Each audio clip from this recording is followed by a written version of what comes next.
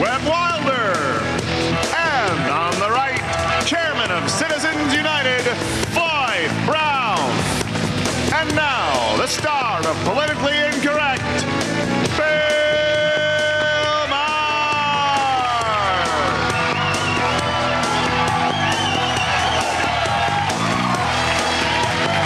Well, thank you very much. Well, thank you, and glad you made it to the end of the week, and good news for those of you who are here in New York and worry about your Senator Al D'Amato. You know, he was hospitalized last week with chest pains. He's made his first public appearance yesterday out of the hospital, and his doctor told him that he is a ticking time bomb and could explode.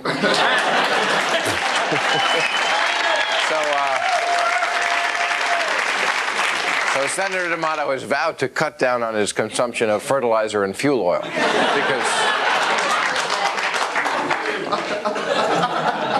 Yeah, well, that is still the big story, that horrible bombing. And, you know, Clinton, he has laid some of the blame on talk radio hosts. This is a big controversy. And the other day, they fired back now. G. Gordon Liddy said that he does not fan the flames like this. Rush Limbaugh said Clinton is politicizing the whole thing. And Ollie North said he was just following orders. He's just...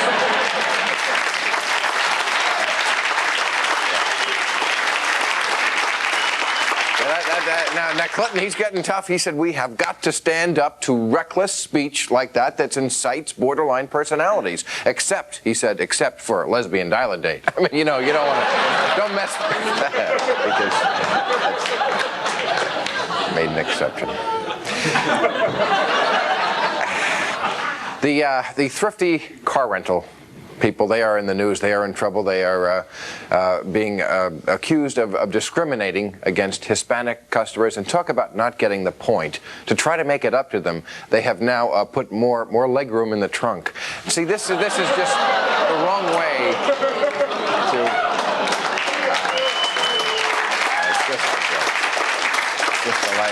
Just a light remark. No need to rush for the exits. Speaking of which, have you seen what's going on in the O.J. Simpson trial? Talk about sensitive. That now the African-American jurors in the case say they are offended because the guy they have brought in there to cut hair doesn't know how to cut, you know, their hair. And I guess this is why everyone on the jury looks like Link from the Mod Squad. You know, they're just big. I understand their... And Ito, again, he's saying he's trying to keep this trial moving. He has now installed an express lane at the sidebar. He is trying to... Defense experts will not be allowed to testify unless they have 10 pieces of tainted evidence or less. You have to go right through.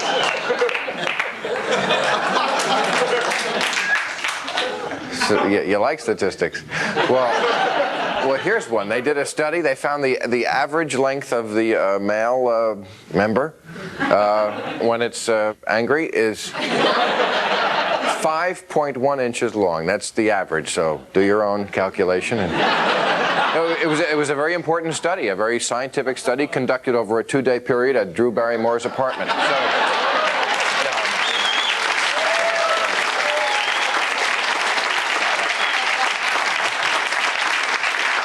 No, but that's interesting that we now have a measure to measure against. I mean, 5.1 inches. And the editors of Penthouse Forum have said that they will adjust their fake stories accordingly. Because...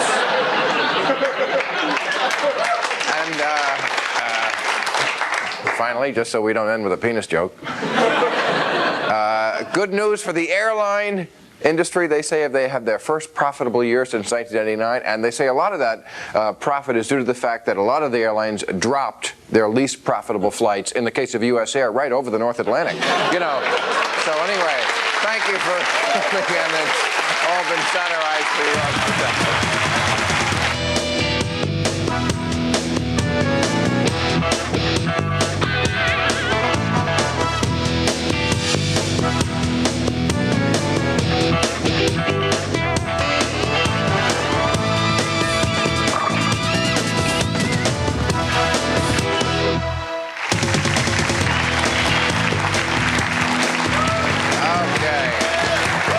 Thank you, and welcome Welcome to the show. We have a fantastic panel. Let's meet the first. Rolling Stone says his latest album, Town and Country, serves up potent Southern comfort. Lead singer of Webb Wilder and the Nash Vegans, Webb Wilder. Hi, Bill. Hey, man. How are you? Thanks for coming. I appreciate You're welcome. it. Thanks for having me. All right, then. He plays rhythm guitar for Spinal Tap. Recently co-starred in the Brady Bunch movie and in Saturday Night Live's cleanup hitter, Michael McKean, right here. Thank you. Hey. Nice to see you. Good to see you, brother. Thank you. You, I know. Yes. Yeah, you're old news. All right, one of our favorite guests and a five-time champion. Time magazine called him a professional Clinton hater, Mr. Floyd Brown. There you are again. Hey, Floyd. Good to see you. And finally, an Emmy Award-winning journalist who is now hosting the top-rated daily news magazine show, Inside Edition, Deborah Norville. Hi, how are you? Pleasure to meet you. Thank you. Thank you. Well, thank you, boys and girl. I have something to read to you. Get away with that? It's okay. Go after him. What? You're not a girl. What did I say? Did I say You're not a something? girl. What am Go I? after him. What am I? All right, you're a girl. She I was is trying a to girl. confuse him. She's a hell of a girl. It's better I than tell you chick. that. Yeah, that's. Yeah. She's a lady. They told me to be aggressive. Hey, I had no idea you guys are so horny. I'm sorry. Boy, all you have to do is sit down and. Do we have time to talk about the bomb thing now, or should we get back to what a babe Deborah is? I stay To we me, stick with that's her. not an issue that's going to cause an argument. Oh.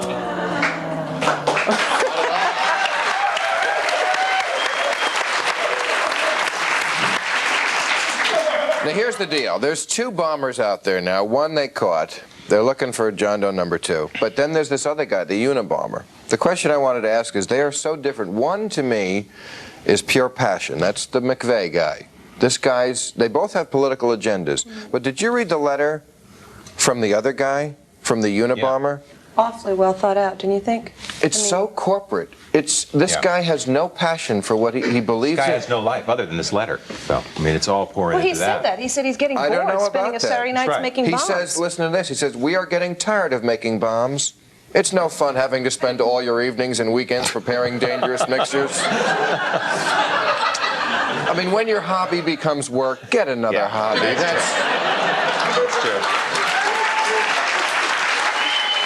Bill, the thing we have to remember is they're both wacko extremists, and they're both common criminals. And they're criminals because of the actions that they've taken. wow, and the you're fact really that they've going out on killed a people. limb there, Floyd.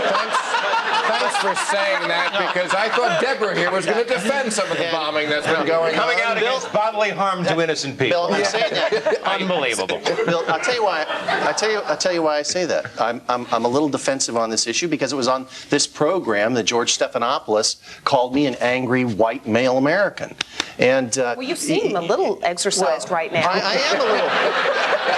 I am. And I am because it's outlandish to say those of us who speak out with strong opinions are somehow responsible for that. I mean, speech is very different from these wackos who are taking action. And it's liberalism, because liberals like to say people aren't responsible. They aren't responsible for their actions. McVeigh is responsible for his actions. The Unabomber is responsible for his actions, and they both need to Do fry. you think being on the right makes McVeigh know that he's responsible? Does he feel responsible for his actions, or is he doing it because of a little bird? I don't know, were the Black Panthers or were the Weathermen, were they doing it Or because of IRA. some Let's talk about the Right, IRA. or the IRA. But it's Do the you not same agree thing. that Well, England Bill shouldn't Clinton, be? Bill Clinton Bill had, Clinton, when he had said that Jerry it was- Adams at the White House for a cocktail But party. when Bill Clinton said that the people who are speaking on the airwaves should watch their words, he never said it was the left or the right. Somebody has a guilty conscience. Anyway, we'll come back and talk about it more. If you'd like to be a member of our studio audience, call 212-512-8959. Okay. Before we get back to the media issue, I just want to read, they printed in the paper today a letter from McVeigh, who is the passionate one. And then there's the letter yesterday from the Unabomber, who is the dispassionate one. It's like, who's the worst, who's the scarier criminal is what I mean. Is it Alan Rickman? Or Yeah, it's the is it smarter James Woods? Is it the nuts? It's the smarter one. Well, actually, Woods is also the intelligent guy, but it's like the real morons, like McVeigh. They're a little less dangerous because they're going to be easier to catch. I disagree with that. I think they're all dangerous. I don't think it matters whether you come from the intellectual side or from the passionate side. You're, Bobby Blue Collar who wants to go blow up a bank building. No, I'm just talking about easier to catch. That's all. No, I thought you said, who was more frightening. They're both frightening. Big Muddy Footprints Department. McVeigh, I mean, this guy drives without license plates. I know. I mean, that's like a sign, catch me. Yeah. But carnage is carnage. Yeah. So, No, absolutely. there's no left That and goes without right. saying, There's no yeah. blue and white collars to But dead who's people. scarier? It is a good... They're both scary. I don't think you need to differentiate. I think we can all agree. Yes, we do. No, we don't. They're all awful. They're all frightening. Because They don't... You make a good point about who got caught. One of them got caught the day he did it because he was a moron. Yeah. The other one has been doing it for 17 years, and he said in his letter, the FBI is a joke. Well, I also think that conceivably this Unabomber, there's something in his name that tells us that he spends a lot of time alone. And if you spend a lot of time alone, you're not a crowd. And it's easier to find the crowd than it is a I think he solo. works at an office because this letter is so corporate. He says, for example, we call ourselves anarchists because we would like, ideally, to break down all society into very small, completely autonomous units. Slide.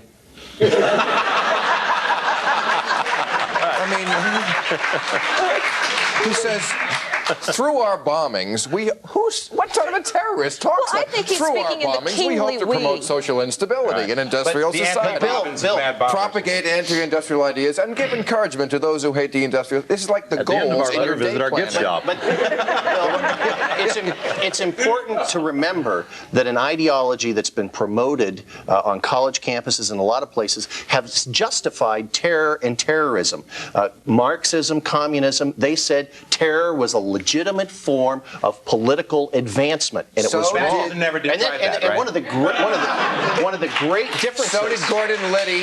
One of the great differences between conservatism and the far left is the fact that we believe in slow, methodical change inside the democratic process, and radical Marxists don't. They believe they have a right to go blow things up. No, anyone who believes passionately enough will blow up any damn thing Right, you show and them. there's If plenty- they think it's going to do them any good. Floyd- As no matter which wing you're talking about, doesn't matter There's at all. plenty of voices on the right who, when they are listened to by not sane people, I'm talking about borderline personalities, when they hear That's the key fact. Mr. Nuts. People who are crazy. But they get their ideas from someplace else because they don't have a mind. They don't have, yes. Can I talk about something that you mentioned in the first section, which really troubles me as a journalist, somebody who's been doing this for 17 years, and that is the notion that what's being said on the airwaves has in some way enabled the Timothy McVeighs, assuming he's found guilty and that he's the guy, or the Unabombers or anybody in between. I'm a little worried when President Clinton seems to be pointing the finger at that. He didn't point to right-wing radio hosts. He talked about the type of talk that's on the airwaves. And I think he's right. I think it's incumbent upon those of us who have the opportunity to broadcast to think before we open our mouth. Right. I did a radio show for a year, 3 hours a night, 5 nights a week. I can tell you, the mouth operates independently of the brain at times. That is not a good thing. And when the mouth sometimes it is. Well, yeah. Mr. Maher, I believe I'm getting the vapors. Whatever do you mean, sir? I'll tell you the problem here. Everybody rude wants to thing. be, I'm sorry. a teen idol. These guys need love. They need attention. They're spun out on this cult of celebrity, weird 20th century deal, and they have chosen the absolute worst way to get attention for themselves. But in all seriousness, it's back to what you say, the guy that's harder to catch. It's not only that, he's likely to do it more than once. So you say they need a hug, man? No, you wanted to be in a band. I wanted to be in a band. These guys can't play guitar, so they're bombing. But There we have the solution. Music lessons in school. they want to make a loud noise. But we have to remember they are responsible for their actions. Yes. Well, no one else. That's true that's only this notion up to a that point, Floyd, society but I have to break away.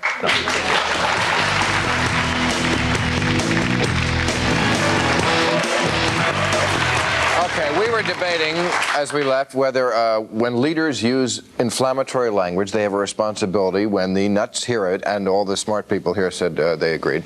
And just kidding, Floyd. But what about the fact that Newt Gingrich blamed Susan Smith, he cited her as the failure of the liberal policies of the 60s. And he said the only way to affect change in this country would be to vote Republican. In other words, that it was the failures of the 60s policies that led to a Susan Smith. Now, if that's true, then you got to cop to this on the other side of it. Well, I agree with you completely. I think the speaker was out of line when he said that. Individuals are responsible for their own actions, and we have to hold her responsible for her actions, just like we have to hold McVeigh responsible for his actions. And this notion that somehow society, has implanted some wrong, and so these people do these things because of society at large, that's a fiction. And I don't know why it's being promoted. The timing of that remark is interesting, though. It was right before the election, and I just think they were going after that all-important bird brain vote, without which there is no Republican Party. And, it was really like a last-ditch attempt to get at those people. So I don't think he can be forgiven that, My problem with all of that is whether it's the left or the right radio host or even the folks on television, most of what they talk about is an act. I mean, we all know that you'll say an inflammatory statement to get a reaction, to prompt that person to pick up the 800 number and call in and participate on your program. But there is a segment of people, you call them wackos, you call them whatever you want, who are enabled by that, who think, oh, that man is saying that on the air. It must be okay. He must be right. People ascribe an importance to what they hear on television and the radio that they really shouldn't. They move the goalposts, like when at the Republican National Convention, Rich Bond, remember him? I'm sure you know him. I remember the speech He said the Democrats, that's not America. They're not us. Now, to a wacko hearing that, he's saying, oh, well, then it's okay to blow them up. They're not us. They're not America. But I want to defend talk radio for a second, because I spend hours on talk radio every week, and I would rather have people talking, getting it off their chest, talking about government oppression on the airwaves. That's speech, and it's not dangerous to you or me or anybody. And so the free speech is great, and what I don't want is some big government agency saying, now, you can say that, and you can say that, but you can't say that. No, I think they've narrowed that down as much as they need to. I got real frightened last summer, and I bet all the rest of you did too, when they were talking about having this violence commission that would sort of preview programs for television. If it was a certain level of violence, a little V would go into the corner, or there'd be a V chip, you could screen it out. That bothers me because, look, I don't like that kind of stuff. We don't watch it in my house. But I'd rather be the one to decide to turn off the TV than have some group down in Washington saying it's too violent. Because they start doing it's too violent, then they start doing, no, you can't say that, it's too inflammatory. Then they put you on a train, and then you're never heard from again. Exactly. It's not the kind of society we want. And if that happens, then we don't have a free press anymore. That sounds like the kind of paranoia that McVeigh and Nichols, formerly of Fleetwood Mac,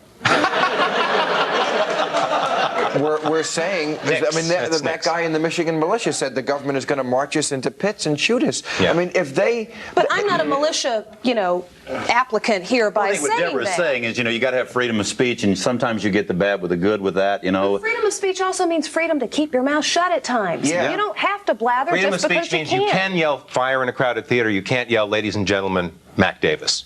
Well, that's the new test pitch. Let's face it, in America, we have a right to be crazy. I mean, there are a lot of people out there that advocate all kinds of crazy things. That's the great thing about America. It's free. People can be crazy. People can do crazy things. We have Howard Stern and Rush Limbaugh. That's right. That's best of America. Real I mean, I don't want to see it. Nobody's got the right to do what they did to those people in Oklahoma City. I was there. I saw what happened. But it's like that's action, not speech. When you were a little kid in school, there was always a kid who did the stupid thing, threw clay at the teacher. But there was always a kid going, hey, why don't you throw clay at the teacher? And the other kid wanted to be popular, and that kid blew up a building. Which gets back to why the guy with the letter is the scariest, because, throughout history you've had anything said in a cool, calm voice with $5 words and multi-syllable words in it, sounds reasonable. Yeah, but then just again, kindly take the gun and put it in your mouth. When the king wanted to get rid of somebody, he would use that tone of voice to say, gee, I wish someone would get rid of that guy. Right. And sure enough, somebody wanted to get spikes on the collar goes, But to get back to our thing, which we will in a minute, we got to take a break. I still think this guy is scarier, and I'll show you why.